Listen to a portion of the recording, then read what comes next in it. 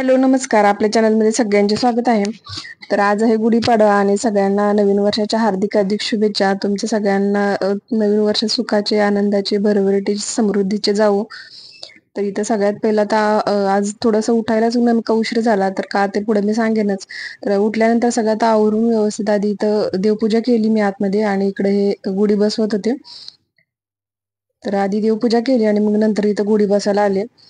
तर यांनी तोपर्यंत बाकीची तयार केली होती, आणि हे जे काल वस्त्र शिवलं होतं गुढीसाठी, तर आता तेच अर्पण केलं, इथं बांधून घेतले गुढीला. आणि छोटीशीच गुढी यावर्षी उभा करणार आहे, तर दोघांनी इथं आता दोघांच्या मदतीने यांना थोडीशी मदत केली पकडायला वगैरे, आणि गुढी जी होती तर ती उभा केली यांनी. तर आजच्या दिवसाचे आहे ना, मी खूप सारे प्लॅनिंग केली होती, काय काय की फोटोज काढायचे होते मला, थोडेसे फॅमिली फोटोज, कारण फ्रेम वगैरे बनवायचे होते त्यासाठी. आणि हिसाठी परीसाठी दोघींसाठी मी साड्या वगैरे शिवल्या होत्या. तर शिवायची होती. परीसाठीची अर्धीच कंप्लीट झाली होती, आणि रात्री उशिरापर्यंत बसले होते, पण काही पूर्ण नाही झाली. त्यासाठी सकाळी उठायला पण उशीर झाला.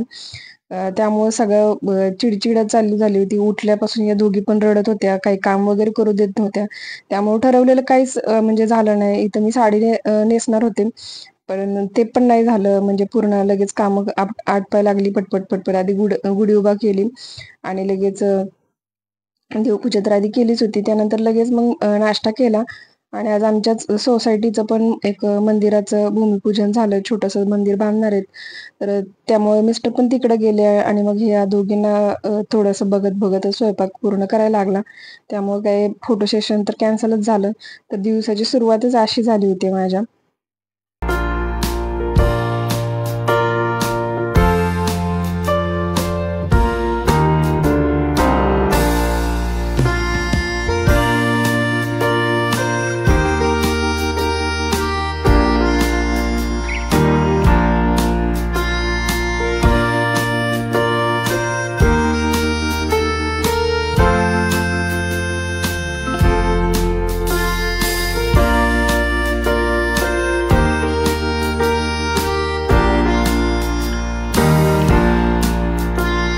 तर गुढीपाडवा म्हटलं तर पुरणपोळीचा स्वयंपाक असतो, नैवेद्य तर पाहिजेच. तर त्यासाठी आता इथं सुरुवातीला तर मी गुढीला कडीलिंब, चण्याची डाळ आणि गुळ, हाच म्हणजे नैवेद्य ठेवला होता.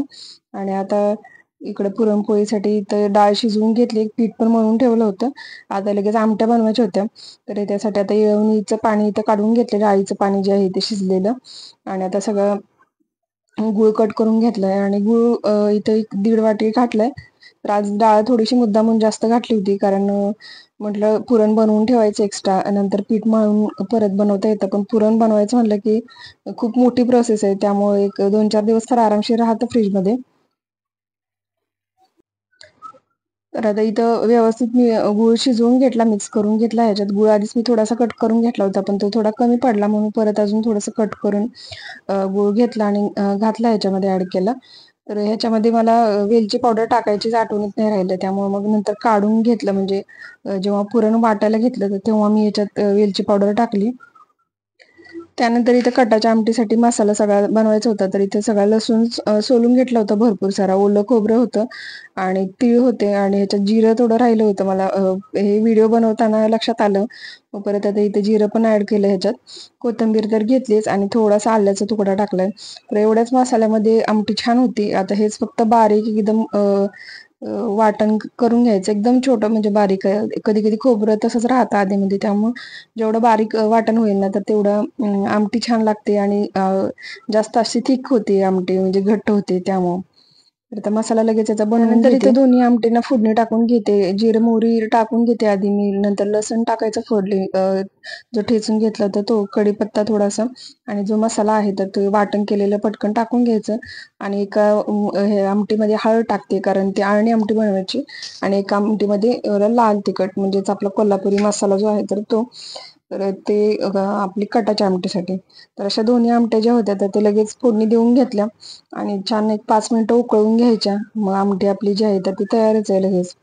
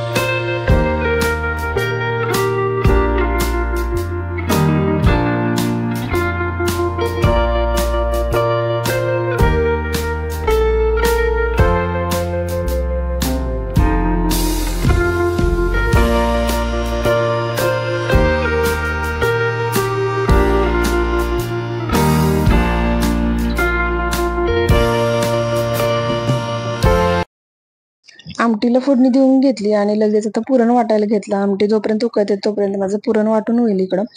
तर आता गरमच होती पुरण, तोपर्यंत पटकन वाटून घेते ना. मगाशीच म्हटलं थोडीशी जास्त डाळ जी होती तर शिजायला घातली होती. तर ही डाळ आहे ना, तर ती घरी बनवलेली आहे. तर इकडच्या पाण्यामध्ये ती डाळ जी आहे ती नीट शिजतच नाही. त्यामुळे काय होते, अर्धी चांगली शिजते आणि अर्धी थोडीशी अशी कच्ची राहते. त्यामुळे जास्त डाळ ही केली होती. तर ह्याच्यातली जवळजवळ अर्धी वाटी डाळ जी होती ती तशीच राहिली होती. त्यामुळे परत मला ह्याच्यातली अर्धी वाटी डाळ टाकून द्यावी लागली, कारण मग त्या डाळीचं काहीच करता येत नाही. आणि मोठं वाटलं जाईल म्हणून मग मी इथं पुरण पण आहे ना डबल वाटून घेतलं. पहिल्यांदा एक वेळ वाटून घेतलं आणि काही मोठं वगैरे कण वगैरे राहिलेत का चुकून म्हणून अजून एक वेळ वाटून घेतलं. तर आता हे पुरण जे होतं ते डबल वाटून घेतलं आणि पुरण छान झालं होतं. त्यानंतर मग आता इथं बऱ्यापैकी उशीर पण झाला होता. इकडे आमट्या वगैरे पण तयार होत्या. आमटी साईडला ठेवली होती उतरून आणि आता लगेच तुम्हाला दाखवते आमट्या कशा झाल्यात. तर ही दुसरी आमटी आहे ना, म्हणजे हळद टाकून बनवते तर ती एकदम वरणासारखीच लागते, पण खूप छान अशी टेस्टी लागते. तर भातात वगैरे घालून खायला तर खूप सुंदर लागते. तुम्ही जर कधी बनवत नसाल तर लहान मुलं असतील तर एक वेळ नक्की ट्राय करून बघा अशी आमटी. फक्त चटणीच्या ऐवजी ह्याच्यामध्ये हळद वापरायची. तर आता पुरणपोळी बनवायला सुरुवात करते. सगळ्यात पहिली तर जी पहिली छोटीशी पुरणपोळी असते तर ती मी म्हणजे आता इथे तर चुलीमध्ये गावाकडे टाकतात अग्निदेवतेला, पण आता काही चूल नाहीये त्यामुळे इथंच मी साईडलाच ठेवते. आणि मग नंतर घरी आपले जे देवघर आहे तर देवघरासाठी एक छोट्या छोट्या अशा देवबाप्पाला एकदम छोट्या पुरणपोळ्या 2 अशा करून नैवेद्य करते. त्यानंतर गुढीसाठी जो बनवायचा होता तर तो नैवेद्य दाखवून परत जेवायलाच घेणार होते, म्हणून मोठ्याच पुरणपोळ्या बनवल्या त्यासाठी. तर आज यावेळी बघा पुरणपोळीमध्ये मी थोडीशी हळद टाकली होती, त्यामुळे पीठ जे आहे तर ते पिवळं दिसते. आणि आज काय झालं, मी बरोबर इथं 12-1च्या दरम्यान पुरणपोळी बनवत होते. त्यामुळं नीट म्हणजे असं व्हिडिओ पण बनवता येत नव्हता, कारण एक तर बनवायला कोण नव्हतं आणि एकटीच मी बनवत होते. त्यात तेलाची पुरणपोळी बनवताना सारखं सारखं हात धुवून तर खूप म्हणजे इरिटेट होत होतं. त्यामुळे 2-3 वेळा ट्राय केलं मी, पण काही जमलं नाही, कारण विंडोमध्ये पूर्ण असा उजेड उजेड दिसत होता. त्यामुळे तिथून काही व्हिडिओ बनतच नाही, पूर्ण असा अंधार अंधारच येतो. तरी पण मी थोडासा ट्राय केलाय आणि आता पुरणपोळ्या पण छान येत होत्या, खूप फुगत पण होत्या. पण आता यावेळी तर काही तुम्हाला मी जास्त पुरणपोळ्या बनवताना किंवा कशा झाल्या तर ते दाखवू शकले नाही, पण पुढच्या वेळी नक्की दाखवेन. तर अशा झाल्या मग पुरणपोळ्या केल्या आणि मग दुपारी 1-2 वाजता आम्ही केलं जेवण सगळ्यांनी. तर जेवणामध्ये आज जास्त काही मेनू बनवले नव्हते मी, कारण उशीर पण झालता आणि मग भूक पण लागली होती सगळ्यांना. फक्त पुरणपोळी, आमटी होती, भात आणि फक्त पापड फ्राय केले. भजी आणि बटाट्याची भाजी काही यावेळी बनवली नाही मी.